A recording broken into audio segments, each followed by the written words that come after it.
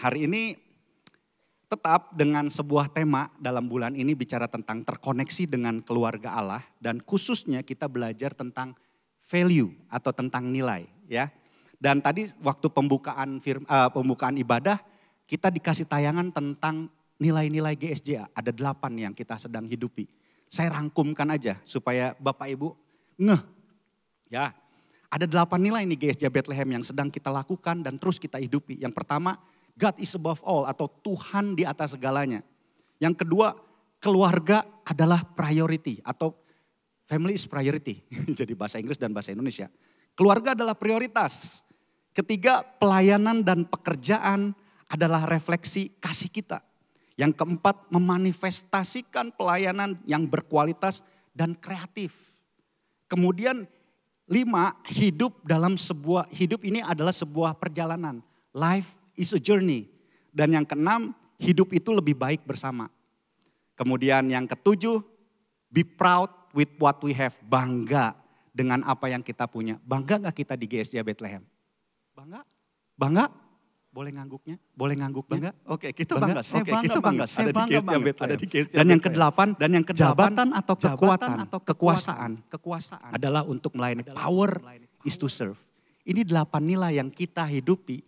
Kita pikirkan, kita katakan, kita lakukan. Kalau itu kita lakukan secara konsisten dan terus, maka nilai ini akan jadi gaya hidup kita. Dan akhirnya menjadi budaya kita. Dan orang akan lihat identitas GSJA, seorang Bethlehemer itu seperti apa. Kalau itu dilakukan terus menerus, maka orang akan bisa lihat. Betul, Bethlehemers itu pertama mengutamakan Tuhan selalu. Karena Tuhan selalu di tempat yang lebih atas dari kehidupannya. Melihat bagaimana membangun kehidupan keluarga. Orang akan lihat juga bahwa Bethlehemers itu orang yang peduli akan keluarga, membangun keluarga. Itu kalau kita lakukan setiap hari secara konsisten. Dan sekali lagi, agar nilai-nilai tersebut bisa bertumbuh dan berbuah, yaitu terlihat dan dapat dinikmati. Orang bisa lihat hasil dari nilai itu nyata. Kita perlu tanah atau kalau dibilang hati agar nilai-nilai itu bisa bertumbuh dengan subur dan berbuah. Sebetulnya saya mau menyambung khotbahnya Pastor Arif. Di minggu pertama bicara tentang value, Pastor Arif bicara tentang tanah dan benih. Di mana perlu tanah, perlu benih. Benih nilai-nilai firman Tuhan itu, firman nilai-nilai yang tadi kita hidupi. Itu perlu tanah yang subur supaya bisa bertumbuh. Dan hari ini saya mau share firman Tuhan yang saya doakan. Bicara tentang tanah seperti apa sih yang membuat nilai-nilai itu bisa bertumbuh dengan subur. Tanah yang baik itu yang seperti apa sih? Nah ada sebuah, saya kasih judulnya ini menjadi judul ini. Ada satu sikap hati yang simple, yang sangat simple tapi powerful. Ini seperti tanah hati yang subur sehingga nilai-nilai itu bisa bertumbuh. Apa sih? Dia ini menjadi judul khotbah juga. Yang pertama yang judulnya adalah hati yang berterima kasih. Boleh diulang, hati yang berterima kasih? Oke. Kalau dalam bahasa sehari-harinya mungkin kita bilang orang yang tahu terima kasih. Jadi kita akan membangun sikap hati yang tahu berterima kasih. Sikap hati yang berterima kasih. Ini simple tapi powerful. Berterima kasih sering diartikan sama dengan bersyukur. Karena memang dalam bahasa aslinya, bahasa Yunani, itu dari akar kata yang sama. Yaitu karis atau bicara tentang kasih karunia dan anugerah. Dan juga kariso atau mengucap terima kasih. Secara teologis, bersyukur bukan hanya ucapan.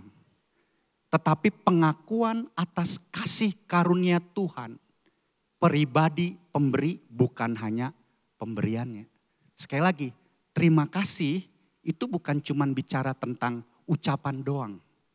Tapi betapa respon kita terhadap kasih karunia Tuhan. Dan pemberinya bukan cuma pemberiannya. Oke? Itu kata bersyukur atau berterima kasih. Waktu saya bilang berterima kasih, bersyukur itu hal yang sama dari akar yang sama. Nah, ayat firman Tuhan yang mendasari firman Tuhan hari ini adalah diambil dari Lukas 17, Lukas 17 ayat 11 sampai 19. Saya akan bacakan, Bapak Ibu bisa lihat, baca. Lukas 17 ayat 11 sampai 19. Demikian firman Tuhan. Dalam perjalanannya ke Yerusalem, Yesus menyusur perbatasan Samaria dan Galilea. Ketika ia memasuki suatu desa, datanglah 10 orang kusta menemui dia. Mereka tinggal berdiri agak jauh dan berteriak, "Yesus, Guru, kasihanilah kami." Lalu ia memandang mereka dan berkata, "Pergilah, perlihatkanlah dirimu kepada imam-imam." Dan sementara mereka di tengah jalan, mereka menjadi tahir atau sembuh. Pada zaman itu kalau orang kusta sembuh, suruh perlihatkan kepada imam-imam. Lanjut ya ke ayat yang ke-15. Seorang dari mereka ketika melihat bahwa ia telah sembuh, kembali sambil memuliakan Allah dengan suara nyaring. Lalu tersungkur di depan kaki Yesus dan mengucap syukur atau berterima kasih kepadanya. Orang itu adalah seorang Samaria. Lalu Yesus berkata, "Bukankah ke-10 orang tadi semuanya telah menjadi tahir? Di manakah yang 9 orang itu?" Ayat 18 dan 19. Tidak adakah di antara mereka yang kembali untuk memuliakan Allah selain daripada orang asing ini? Orang asing ini orang apa? Orang Samaria. Lalu ia berkata kepada orang itu, orang Samaria, orang asing itu, "Berdirilah dan pergilah. Imanmu telah menyelamatkan engkau." Ini cerita tentang Tuhan Yesus menyembuhkan 10 orang kusta. Saya ringkas sedikit. Jadi ada berapa? Ada 10 orang kusta. Sakit kusta. Yang disembuhkan berapa? 10 orang yang disembuhkan. Kemudian ada 1 orang asing yang disebut orang Samaria. Karena memang pada zaman itu orang Samaria itu disebut orang asing. Orang yang direndahkan, orang nggak masuk dalam golongan orang Israel. Golongan tersisih gitu. Itu ada 1 orang asing, orang Samaria. Dan yang 1, yang 9 bukan orang asing. Atau orang Israel. Nah, 1 orang kembali berterima kasih dan memuliakan Tuhan. 9 orang, sedangkan 9 orang itu ceritanya tidak kembali. Itu ceritanya. Yang tadi kita baca. Waktu saya mempersiapkan firman Tuhan ini, saya berdoa memang sama Tuhan. Tuhan, apa yang Tuhan mau sampaikan buat jemaatmu? Pertama-tama sampaikan dulu buat hidup saya. Karena sekali lagi firman Tuhan selalu untuk kita, untuk saya. Dan saya diingatkan sebuah pengalaman, mengingatkan satu waktu siang hari saya pernah berdoa sendiri di ruang konseling di situ. Doa siang, saya berdoa, tapi sebelum berdoa saya baca firman dulu. Dan perikop ini yang Tuhan tunjukkan saya untuk saya baca. Saya baca sambil berdoa, saya baca. Dan di situ saya menangis. Bukan karena cengeng, tapi saya coba meresapi, mendalami perkataan setiap cerita ini. Saya menangis dan bertobat sebetulnya. Saya menangis dan bertobat. Kalau boleh dipakai bahasanya tuh, nangisnya tuh kayak kalau bahasa Sunda tuh sesegukan. Jadi benar-benar, "Tuhan ampuni saya. Jangan sampai saya jadi orang yang 9 orang ini. Tuhan, saya mau jadi orang yang 1 aja, tapi yang tahu berterima kasih." Saya bernangis di situ. Nah, seringkali orang yang disebut orang asing, orang yang tidak dianggap, Samaria itu orang yang direndahkan. Orang yang gak dianggap, dia tuh suku mungkin yang disebut bangsa yang ya karena dia campuran. Lu gak hidup kudus istilahnya, lu udah bercampur. Jadi gak dianggap, disisihkan. Tapi justru Tuhan Yesus bilang orang asing, orang yang direndahkan itu dia datang tahu berterima kasih. Orang Samaria atau orang asing itu sadar bahwa kesembuhan yang ia terima itu adalah kasih karunia Tuhan. Bukan hak yang harus dituntut, seharusnya sudah begitu lah. Saya harus sembuh karena saya kan Tuhan saya penyembuh. Tapi dia merasa bahwa kesembuhan saya ini adalah kasih karunia Tuhan. Ini semua karena Tuhan sehingga dia datang untuk berterima kasih dan memuliakan Tuhan. Yesus seringkali menghargai orang-orang yang seperti ini. Orang yang tahu berterima kasih. Itu bicara tentang kerendahan hati bahwa tahu ini semua tuh karena karunia Tuhan. Bukan hak saya. Ingat cerita tentang orang Farisi yang berdoa di bait Allah bersama dengan pemungut cukai. Orang Farisi dengan berdiri di depan dan dia bilang, Tuhan aku bersyukur. Dia bilang bersyukur, dia bilang berterima kasih. Aku enggak seperti dia. Aku enggak seperti pemungut cukai itu. Aku melakukan, aku memberi persembahan, aku datang ke gereja. Lihat, dia berterima kasih kah itu? Enggak ada kerendahan, tapi justru orang pemungut cukai. Dia di belakang dia bilang, Tuhan ampunilah aku. Aku ini orang yang berdosa. Ampunilah aku enggak layak tapi Tuhan layak. Dia melihat bahwa semua itu karena kasih karunia. Dan itu yang Tuhan Yesus hargai sama. Seperti satu orang asing ini yang disebut orang Samaria. Dia melihat kesembuhannya itu adalah karunia Tuhan. Bukan sesuatu hak, tuntutan gua harus dapatkan itu.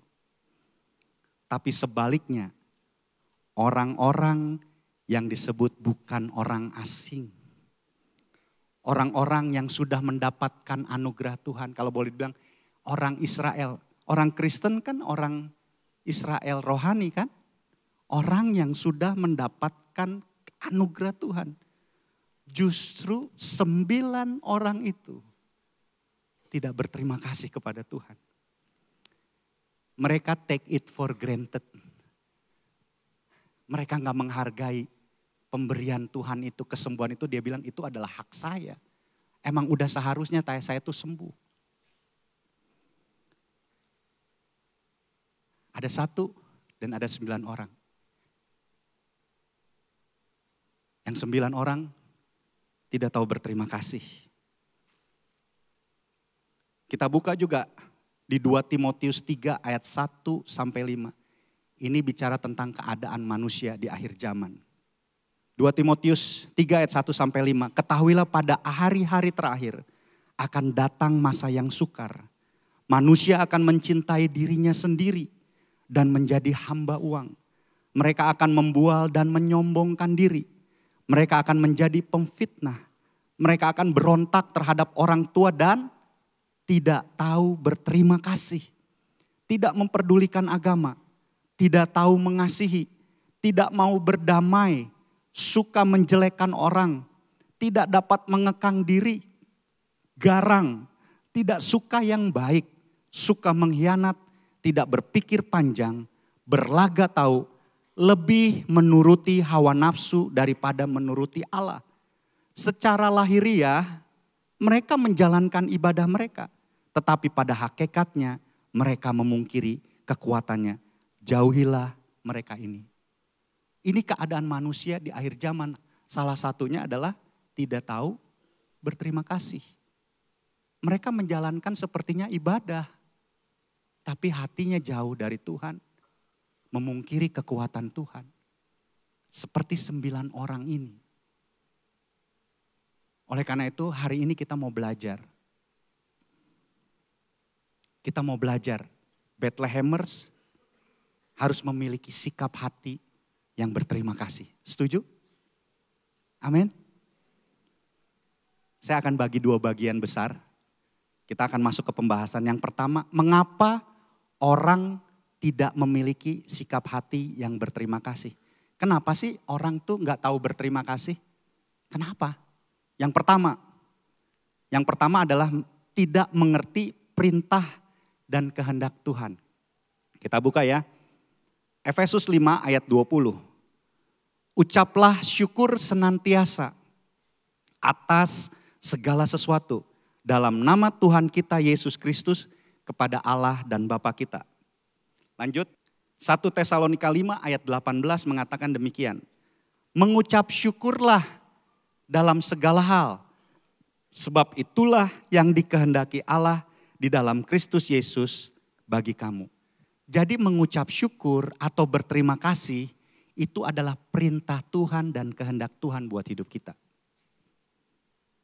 Sekali lagi, berterima kasih atau mengucap syukur itu adalah perintah dan kehendak Allah untuk kita orang-orang yang percaya. Setuju? Banyak orang ngira berterima kasih atau bersyukur itu hanya perlu dilakukan saat semua keadaan baik-baik saja. Baru saya bisa berterima kasih. Waktu saya dapat kado, saya dikasih sesuatu, baru saya berterima kasih. Padahal Tuhan perintahkan kita untuk mengucap syukur dalam segala hal. Karena itu adalah kehendak Tuhan. Bersyukur atau berterima kasih dalam segala hal itu tidak sama dengan bersyukur untuk segala hal.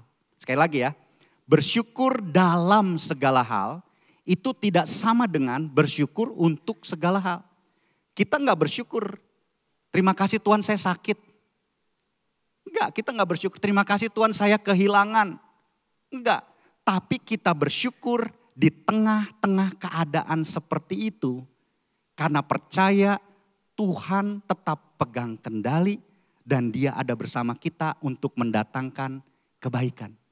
Sekali lagi ya, mengucap syukur, berterima kasih dalam segala hal tidak sama dengan mengucap syukur untuk segala hal. Tuhan bilang mengucap syukurlah dalam segala hal. Meskipun sepertinya dalam keadaan sakit, kita bisa mengucap syukur bukan karena kesakitannya, tapi mengucap syukur karena Allah tetap dalam pegang kendali dan Allah turut bekerja untuk mendatangkan kebaikan dalam setiap keadaan kita. Sehingga kita bilang begini, saya catat, bersyukur bukanlah sebuah pilihan, tetapi merupakan kehendak Allah. Bersyukur itu bukan pilihan. Kalau kita percaya sama Yesus dan kita mau melakukan kehendak Tuhan, bersyukur atau berterima kasih itu bukan pilihan, tapi itu adalah kehendak Tuhan waktu kita melakukannya. Itu yang pertama. Kenapa orang tidak berterima kasih?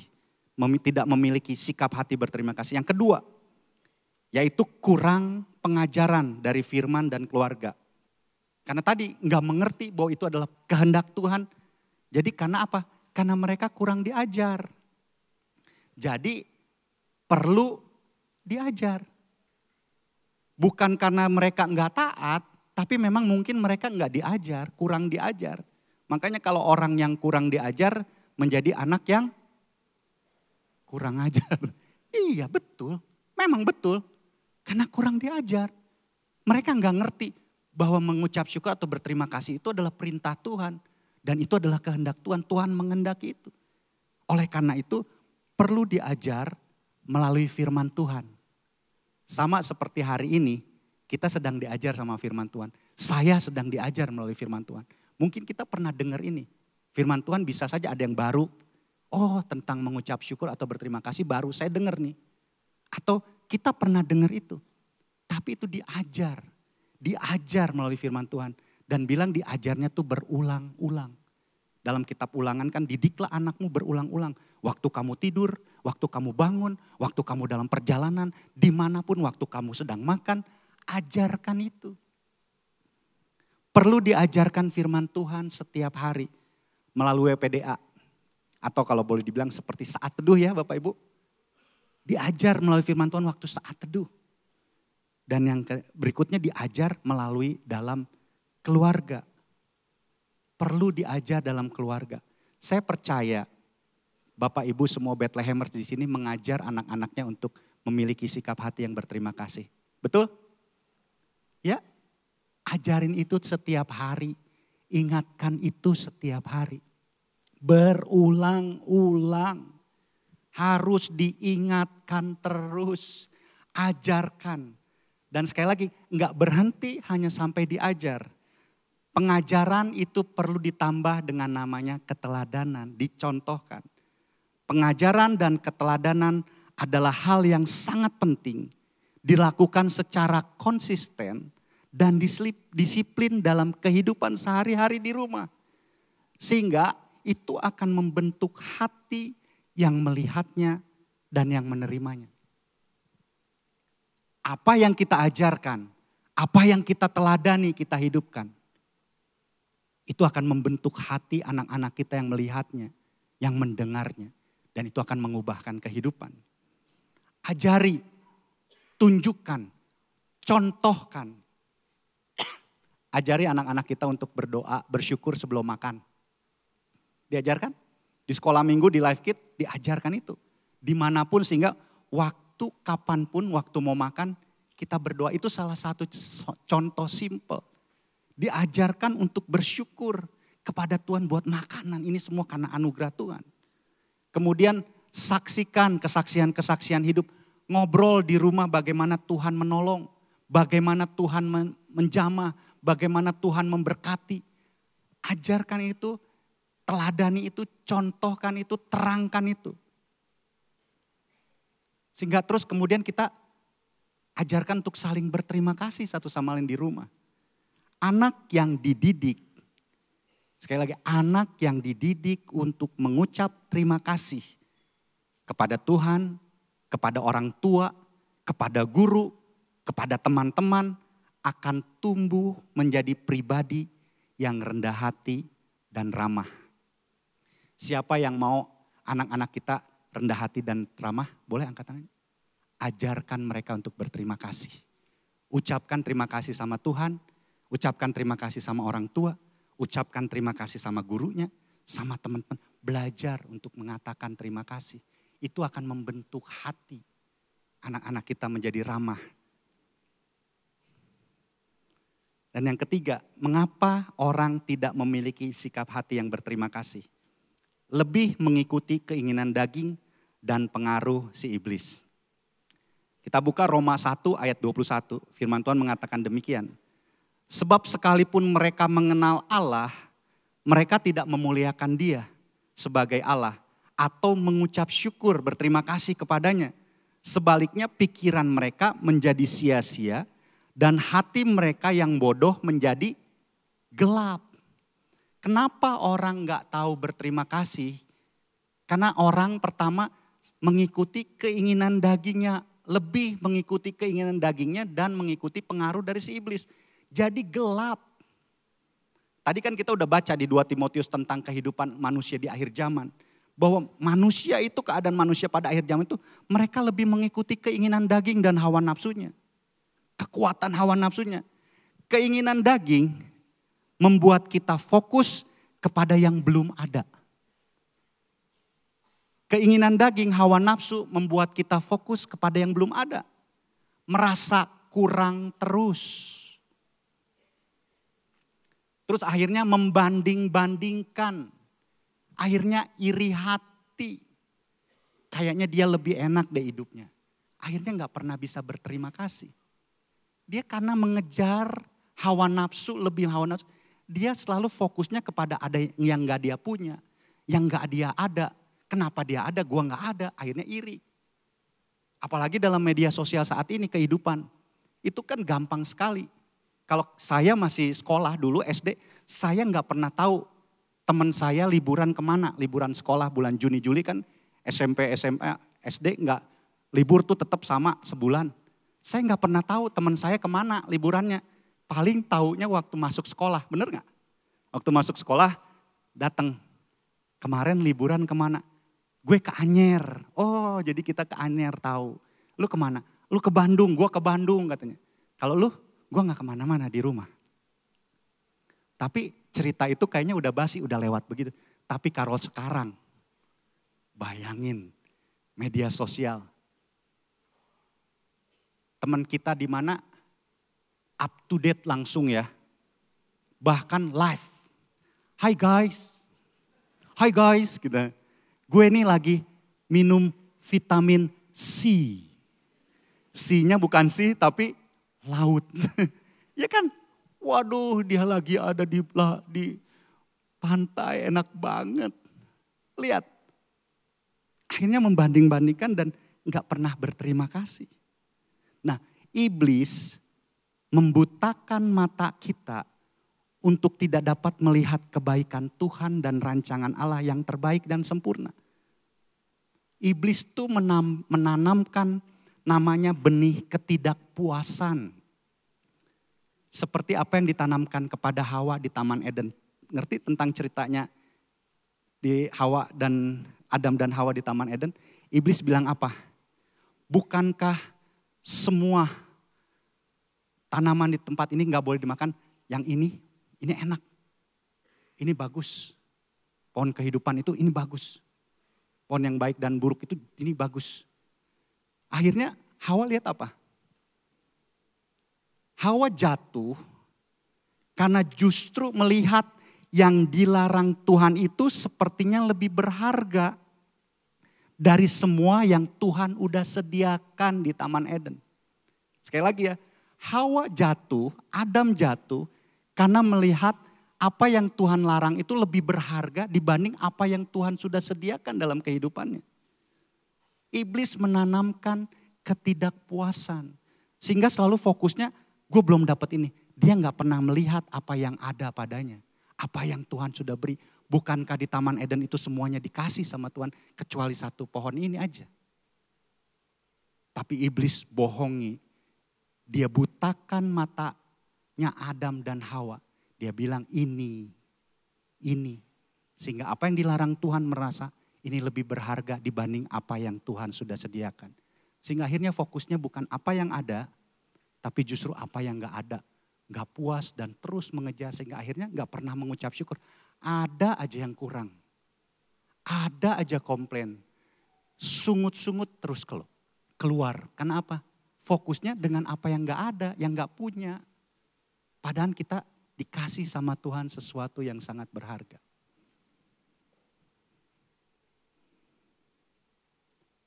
Tidak puas, tidak menghargai yang mulia, justru kejar yang tidak ada, fokus kepada yang tidak ada. Karena mengikuti keinginan hawa nafsu dan pengaruh dari si iblis. Ada sebuah quote yang mengatakan demikian, iblis tidak bisa mengambil semua yang kita miliki. Tetapi ia bisa membuat kita lupa bahwa kita sudah memiliki. Sekali lagi ya, iblis tidak bisa mengambil semua yang kita miliki. Tetapi ia bisa membuat kita lupa bahwa kita sudah memiliki. Iblis selalu tanamkan ketidakpuasan, membuat kita gelap. Gak bisa melihat kasih karunia Tuhan. Yang sudah Tuhan kasih sebetulnya. Yesus sudah diberikan buat hidup kita. Kasih karunia Tuhan sudah dinyatakan buat kita. Tapi kita gak bisa melihat itu semua. Kurang aja. Dia gak ambil semuanya. Tapi dia bisa membuat kita lupa bahwa kita sudah memiliki sesuatu. Yang keempat, yang terakhir. Mengapa orang tidak memiliki sikap hati yang berterima kasih? Tadi kan tidak mengerti perintah dan kehendak Allah. Kurang pengajaran dari firman dan keluarga, lebih mengikuti keinginan daging dan pengaruh iblis. Yang keempat nih kata familiarity atau menganggap sudah biasa. Hati-hati dengan kata familiarity. Dalam tanda kutip udah biasa, udah seharusnya. Sesuatu yang sepertinya udah biasa. Sehingga kita seringkali kurang menghargai dan tidak berterima kasih. Familiarity membuat kita kehilangan kekaguman dan penghargaan sehingga kita tidak berterima kasih. Karena udah biasa, Yesus saja tidak dihargai di kampung halamannya. Oh tak, kampung halaman saya jadi ingat tadi. Di kampung halamannya dia gak dihargai. Karena apa? Orang udah tahu Yesus dari kecilnya seperti apa. Dia tuh kan anak tukang kayu. Saya tahu terus. Sampai akhirnya gak dihargai dan di situ tidak terjadi mujizat apa-apa. Orang-orang di situ gak bisa melihat Yesus sebagai Tuhan, juru selamat kehidupannya. Karena mereka merasa, itu udah biasa. Hati-hati dengan yang namanya udah biasa. Hati-hati dengan namanya yang udah biasa.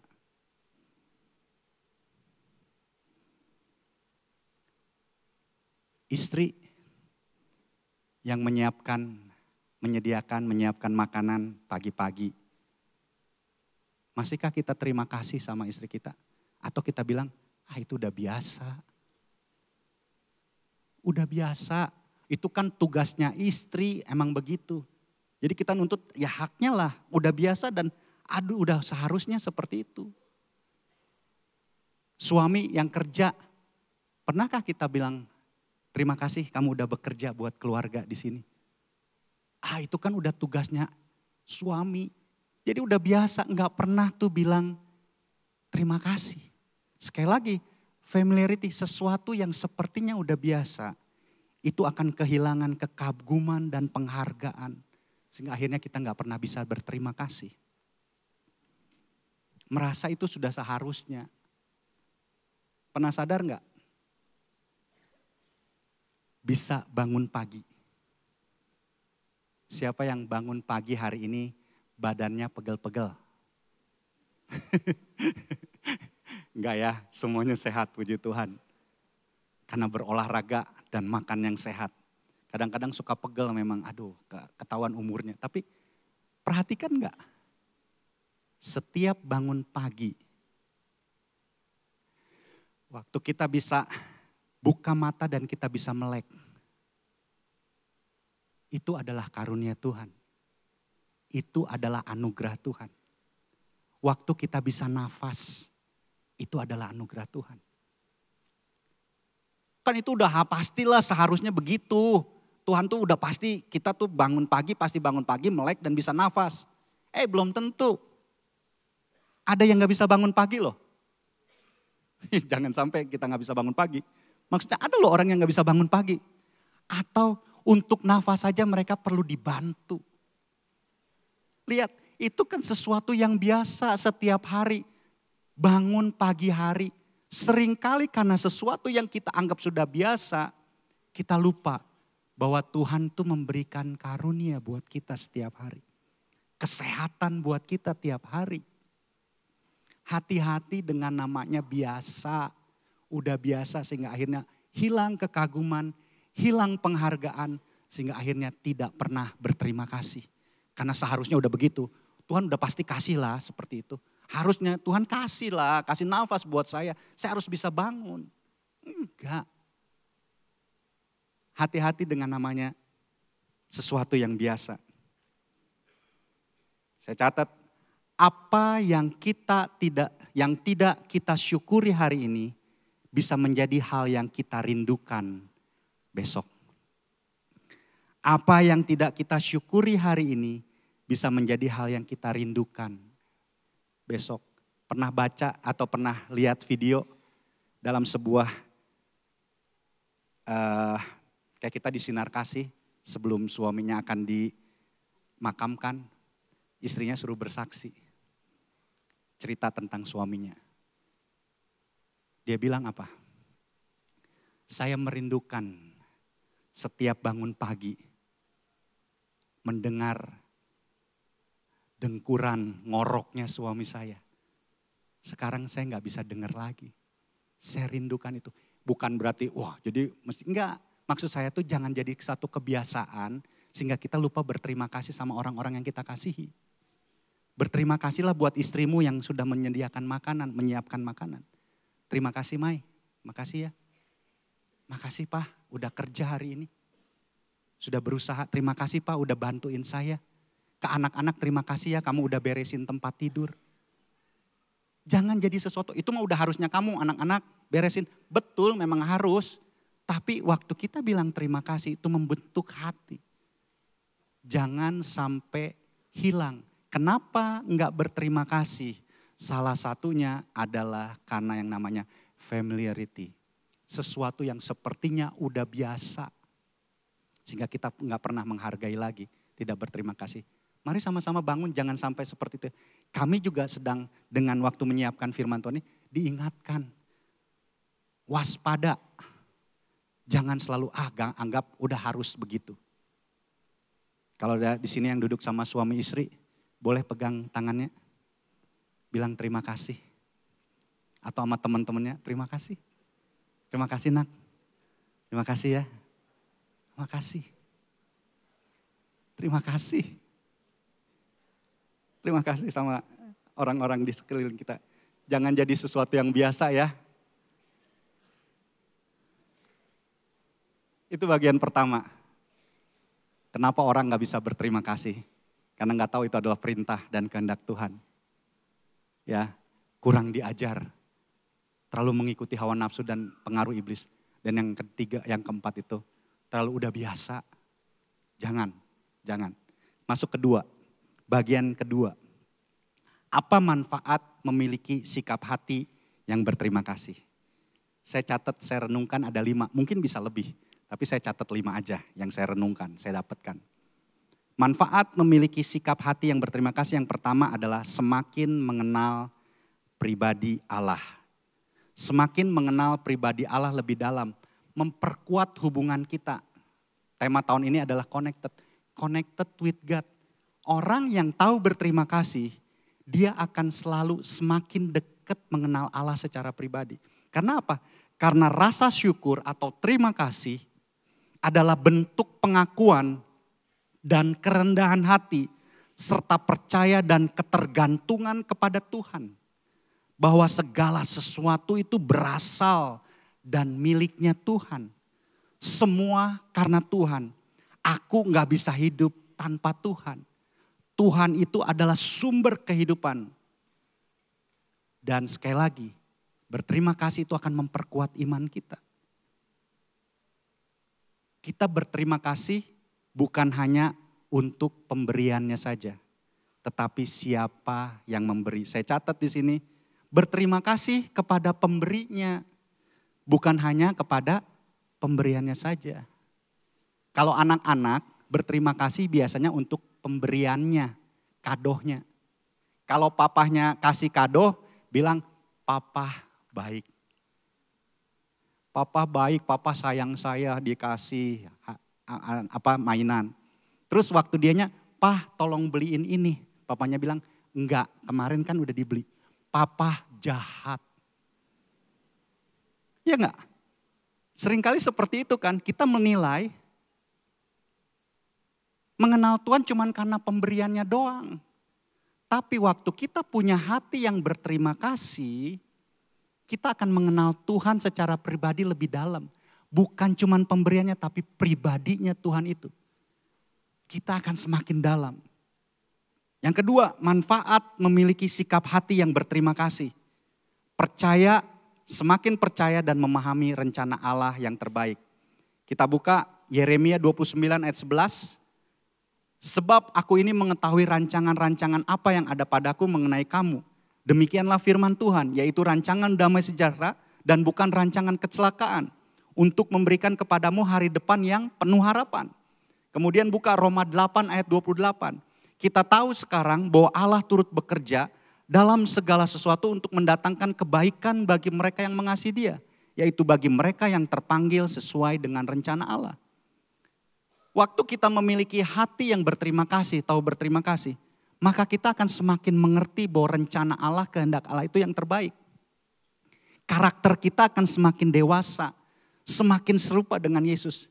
Dengan bersyukur kita selalu bisa melihat rencana Allah itu untuk mendatangkan kebaikan buat hidup kita. Mengucap syukur dalam segala hal. Masanya kok lagi sulit ya, tapi kita tahu rencana Allah itu mendatangkan kebaikan. Allah turut bekerja dalam segala sesuatu untuk mendatangkan kebaikan. Akhirnya kalau hati kita bersyukur, hati kita tahu berterima kasih, maka kita akan terkoneksi lebih dalam dengan firman Tuhan. Bisa melihat setiap situasi dan keadaan kita dalam kehidupan dari sudut pandangnya Tuhan, dalam sudut firman Tuhan.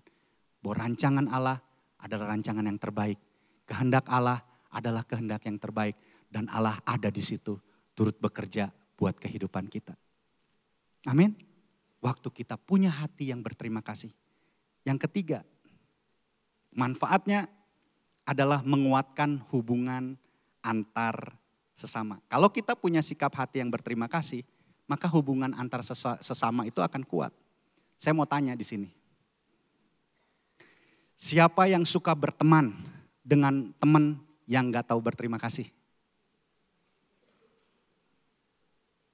Ada? Enggak ada. Semua pasti mau berteman kepada teman yang tahu berterima kasih. Setuju? Jadi itu mulai dibangun dari diri kita. Jadilah orang yang tahu berterima kasih sehingga orang-orang mau berteman sama kita. Gak ada yang mau berteman sama orang yang gak tahu berterima kasih. Jadi kita harus menjadi orang yang tahu berterima kasih. Itu akan menguatkan hubungan. Karena apa? Terima kasih itu membuka hati dan membangun kedekatan.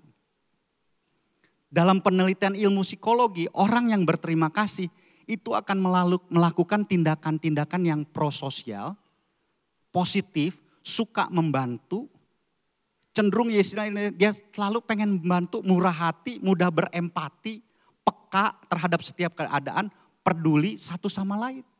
Orang yang tahu berterima kasih itu lakukan itu semua. Roma 12 ayat 10 mengatakan demikian. Hendaklah kamu saling mengasihi sebagai saudara dan saling mendahului dalam memberi hormat. Kemudian buka lagi di Efesus 4 ayat 29. Jangan ada perkataan kotor keluar dari mulutmu, tetapi pakailah perkataan yang baik untuk membangun, di mana perlu supaya mereka yang mendengarnya beroleh kasih karunia. Orang yang tahu berterima kasih, itu akan mendekatkan karena apa? Dia bilang apresiasi, rasa hormat kepada sesama itu akan membangun kedekatan. Karena kemana-mana dia menghormati, dia menghargai. Kenapa orang gak mau deket-deket? Karena dia gak pernah mengapresiasi, gak pernah menghormati. Firman Tuhan bilang taruh hormat kepada orang. Perkatakan perkataan yang baik sehingga itu orang yang mendengarnya menerima kasih karunia. Terima kasih itu membukakan hati dan membangun kedekatan. Karena dia orang yang tahu berterima kasih itu orang yang tahu menghormati dan menghargai sesamanya. Dan kita mau berteman dengan orang yang itu. Yang bisa menghargai satu sama lain. Makanya hubungannya akan semakin erat. Kita lanjut ya ke yang 4. 2 lagi nih. Manfaat memiliki sikap hati yang berterima kasih. Nah, ini yang kita suka kali ya. Meningkatkan kebahagiaan hidup. Siapa yang mau bahagia? Siapa yang mau bahagia? Miliki sikap hati yang berterima kasih. Karena menurut penelitian, dimanapun Bapak catat, cari di Google dimanapun, mencatat bahwa orang yang berterima kasih itu pasti lebih bahagia. Karena dia puas dengan hidupnya. Menghilangkan iri hati, menghilangkan membanding-bandingkan, menghilangkan sungutan-sungutan dan keluhan-keluhan. Karena apa? Orang yang tahu berterima kasih fokus kepada apa yang ada padanya, bukan kepada apa yang tidak ada. Bahkan penelitian di Universitas Berkeley 2003 bilang begini, berterima kasih atau bersyukur meningkatkan kebahagiaan dan mengurangi stres yang cukup signifikan. Jangan-jangan saat ini ada yang lagi stres, mungkin kurang berterima kasih tuh. Mungkin saat ini ada yang, aduh kayaknya hidup gak bahagia. Mungkin salah satunya adalah tidak berterima kasih. Kayaknya pedes ya, tapi ini firman Tuhan. Ini penelitian juga dibuktikan. Orang yang tahu berterima kasih, hidupnya lebih bahagia. Karena apa? Dia fokusnya bukan pada yang gak ada, tapi fokusnya kepada apa yang ada dalam hidupnya. Bahkan firman Allah dalam Filipi 4 ayat 6-7 mengatakan mengaitkan ucapan syukur atau terima kasih ini dengan damai sejahtera. Janganlah hendaknya kamu khawatir tentang apapun juga, tetapi nyatakanlah dalam segala hal keinginanmu kepada Allah dalam doa permohonan dengan ucapan syukur. Damai sejahtera Allah yang melampaui segala akal akan memelihara hati dan pikiranmu dalam Kristus. Orang yang berterima kasih dibilang itu dekat dengan yang diberikan damai sejahtera. Bahkan yang melampaui akal pikiran. Dia bisa tetap tenang dalam setiap keadaan karena ada rasa syukur atau terima kasih kepada Tuhan. Rasa syukur mengubah apa yang kita miliki menjadi cukup. Kalau enggak berterima kasih, apa yang kita miliki selalu akan kurang. Tapi kalau punya rasa terima kasih, akan mengubah apa yang kita miliki itu menjadi cukup.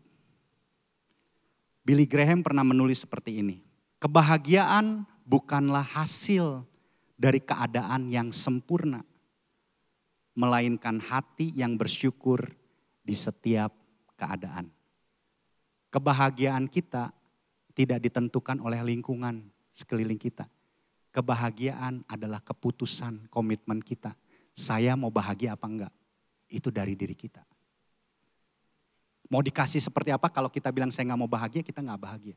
Itu adalah putusan. Kebahagiaan itu bukan hasil dari keadaan yang sempurna, melainkan dari hati yang bersyukur untuk setiap keadaan.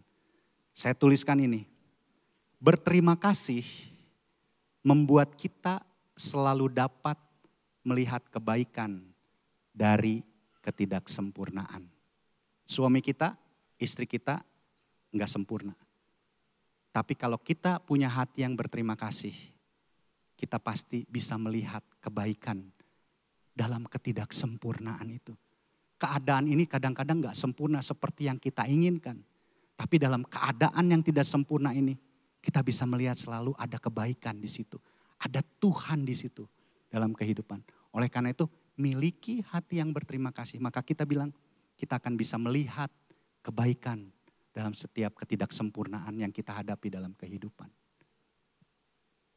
Dan yang terakhir, yang kelima, manfaat memiliki sikap hati berterima kasih, mendapatkan kasih karunia dan membuka pintu berkat. Kita buka ya ayatnya, Mazmur 100 ayat 4. Masuklah melalui pintu gerbangnya dengan nyanyian syukur, ke dalam pelatarannya dengan puji-pujian. Bersyukurlah kepadanya dan pujilah namanya. Masuk dalam hadirat Tuhan itu dengan ucapan syukur, dengan terima kasih. Yang berikutnya, cerita tentang satu orang kusta yang berterima kasih. Dan akhirnya ayat 19 bilang gini, Lukas 17 ayat 19. Lalu ia berkata kepada orang itu, berdirilah dan pergilah, imanmu telah menyelamatkan engkau. Manfaat untuk berterima kasih adalah mendapatkan kasih karunia dan membuka pintu berkat. 10 orang disembuhkan. Dia dapat kesembuhan secara fisik. Hanya satu yang dapat dibilang, imanmu yang menyelamatkan. Hati yang berterima kasih, bukan cuma kita nerima berkat secara fisik, tapi lebih daripada itu. Dia menerima berkat kekekalan dalam kehidupannya. Orang kusta satu yang orang asing itu, dia menerima kesembuhan. Tapi waktu dia punya hati yang berterima kasih, Tuhan bilang, imanmu menyelamatkan engkau. Terima kasih itu akan membuka pintu-pintu berkat Tuhan yang lebih Tuhan kasih sediakan. Karena hati yang berterima kasih itu seperti tanah yang subur, yang menerima respon tentang kasih karunia Tuhan yang begitu besar. Sehingga dia akan terus mencurahkan dan kita menerima. Kita akan menghargainya, berterima kasih, dan itu akan terus bertumbuh.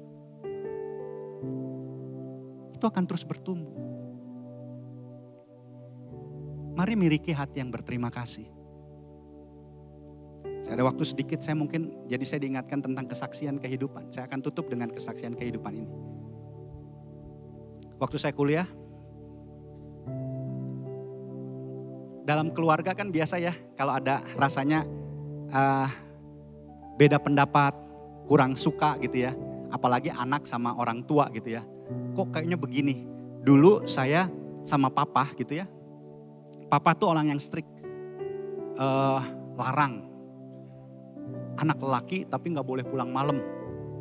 Jam 9 harus sudah pulang. Mungkin zaman dulu kali jam 9 harus pulang. Gak apa-apa, dia kemana aja. Selalu ditanyain. Terus kalau ke gereja, pergi ke gereja dari pagi sampai sore. Pulang dimarahin. Kemana aja ke gereja terus katanya.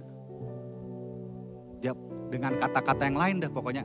Dan seringkali anak itu saat itu merasa gak nyaman dan merasa sepertinya disakiti. Tapi itu kan berjalan biasa aja, udah aja gak terlalu masalah gitu. Satu kali saya harus kuliah dan saya harus keluar kota.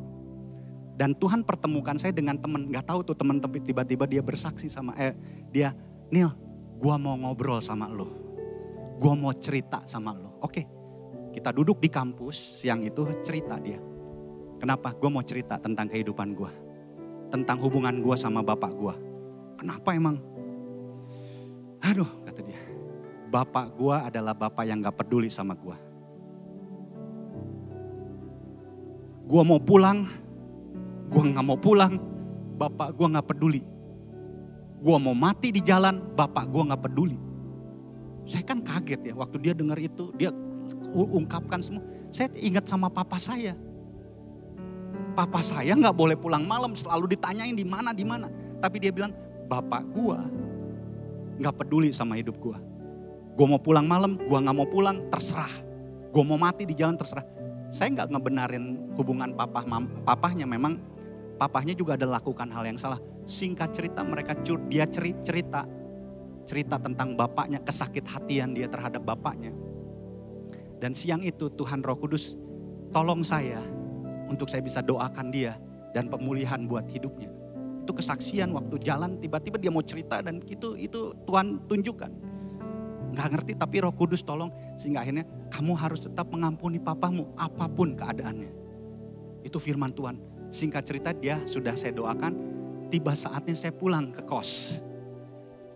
Dan pulang ke kos, saya bilang Roh Kudus tuh gerakan masuk kamar, tutup kamar dan berdoa. Saya taat, saya berdoa sama Tuhan. Di situ waktunya saya dipulihkan sama Tuhan. Saya ingat papa saya, gimana meskipun dengan caranya mungkin yang anak waktu itu gak bisa terima, gak bisa ngelihat kasihnya. Gitu, gak bisa melihat pribadinya yang begitu sayang sebetulnya. Dan hari itu, tahu gak? Hari itu saya berdoa sama Tuhan, ini yang saya ucapkan. Saya pertama berterima kasih sama Tuhan. Kemudian saya mulai berterima kasih, Tuhan, terima kasih buat papa. Dalam segala keadaannya, tapi saya tahu papa mengasihi saya. Kemudian saya bilang, saya terima kasih buat mama.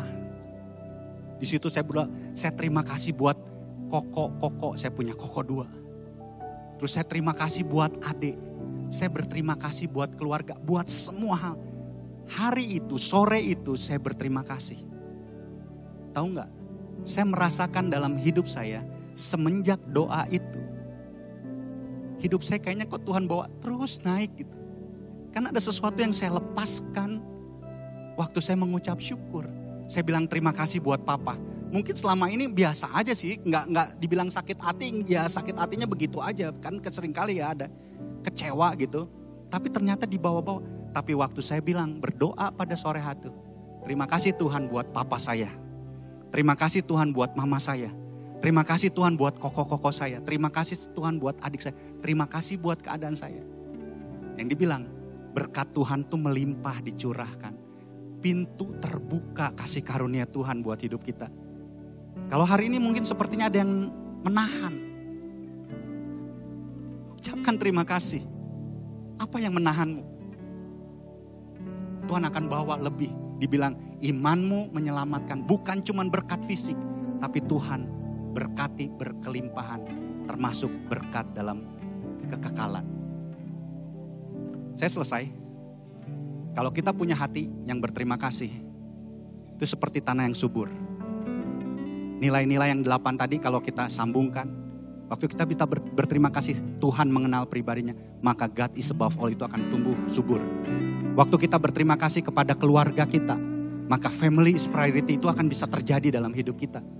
Waktu kita berterima kasih untuk pekerjaan. Maka excellent itu akan kita bisa kerjakan. Waktu kita berterima kasih untuk teman-teman. Maka life is better together itu bisa terjadi.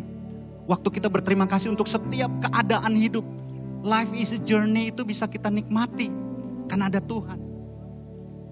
Waktu kita berterima kasih untuk semua yang ada Tuhan berikan. Proud with what we have itu akan terjadi juga. Waktu kita berterima kasih untuk setiap kepintaran, kepandaian, semua hal. Maka power to serve itu juga akan bertumbuh subur dalam hidup kita. Nilai-nilai itu akan bertumbuh. Karena tanah hati kita, tanah yang simple yang disebut terima kasih. Itu powerful akan menumbuhkan nilai-nilai. Amin. Mau memiliki hati yang tahu berterima kasih? Mari saya undang kita bangkit berdiri. Kita renungkan firman Tuhan ini. Bapak mau berdoa Tuhan. Firman-Mu sudah disampaikan. Roh Kudus yang akan terus mengajar kami untuk kami bisa mengerti firman-Mu. Dan Roh Kudus juga memampukan hidup kami untuk dapat melakukan firman-Mu. Saat ini Tuhan kami berkomitmen kepadamu.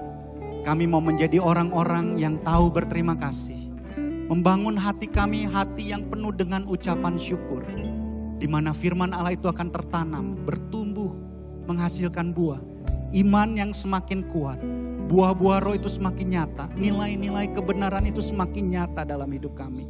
Terima kasih Tuhan, hamba berdoa Tuhan, mungkin saat ini ada dalam pergumulan, ada mungkin dalam tekanan-tekanan. Sekali lagi Tuhan, Engkau menjadi jawaban. Kalau ada hubungan-hubungan keluarga, hubungan-hubungan suami istri, hubungan anak dengan orang tua, saat ini kami berdoa biar kasih Allah memulihkan di dalam nama Tuhan Yesus. Sehingga selalu ada ucapan syukur, ada ucapan penghargaan satu sama lain, saling mengampuni. Terima kasih sekali lagi, berkat-Mu melimpah atas hidup kami semua. Segala hormat, segala pujian, segala kemuliaan hanya bagi Tuhan. Dalam nama Yesus kami berdoa, kami mengucap syukur.